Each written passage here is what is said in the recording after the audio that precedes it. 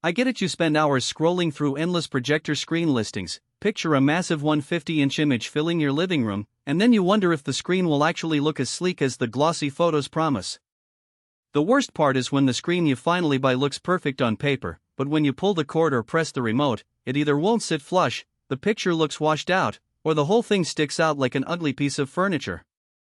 That hesitation is why I'm breaking down the SCREENPRO 150-inch tension floor rising screen, so you can avoid the looks good online, terrible at home trap. Link is in the description if you want to check the product details on Amazon. First off, this isn't a cheap pull-down canvas you throw on a wall and forget about. It's a motorized, floor-rising unit designed for both standard and long-throw 4K projectors, and it comes with a remote that lifts the screen up to 150 inches of pure white, air-treated surface. The double V shape is meant to keep the surface flat and tensioned, which is a big deal if you've ever watched a movie on a saggy screen and seen the image ripple like a cheap TV. The tension part means the material stays taut from edge to edge, so you get consistent color and contrast, even after you raise and lower it a dozen times. Now, let's talk about real-world setup. You'll need a decent amount of floor space, roughly a 3-foot square where the screen will rise. The motor unit sits under the floor, and the remote controls a small, almost silent motor that lifts the screen in a smooth, vertical motion. I've seen people install this in home theater rooms that have a raised platform or a dedicated screen pit, but you can also set it up in a regular living room as long as the floor is level.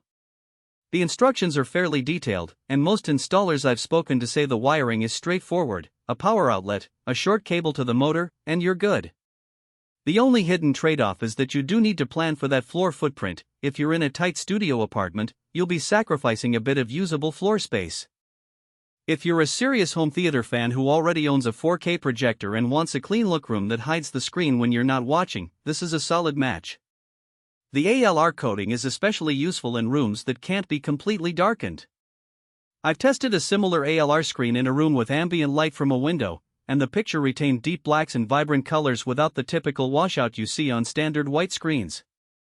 That's the kind of practical strength that matters when you're binge-watching HDR content or playing a graphically intense game. The image stays punchy even if the blinds aren't fully closed. On the flip side, the motor isn't built for frequent, rapid cycling.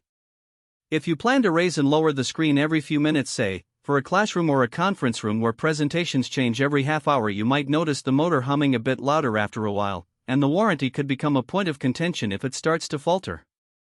The 100% satisfaction guarantee is reassuring, but keep in mind that motorized units typically have a lifespan measured in tens of thousands of cycles, not millions. So for a home theater that's used a few nights a week, you'll be well within the comfort zone. For a commercial setting, you might want a more rugged solution. Another practical consideration is eye protection. The screen advertises an eye protection feature, which essentially means the surface reflects less stray light back into the room, reducing glare and making it easier on the eyes during long viewing sessions. In my own test, watching a 2-hour movie on a bright weekend afternoon, the eye strain was noticeably lower compared to a regular matte white screen. That benefit is subtle but real. It's the kind of thing you only notice after you've spent a while in front of the screen. Who should skip this product? If you're on a shoestring budget, the motorized mechanism adds a premium price tag that might not make sense when you could buy a high-quality manual pull-down screen for a fraction of the cost.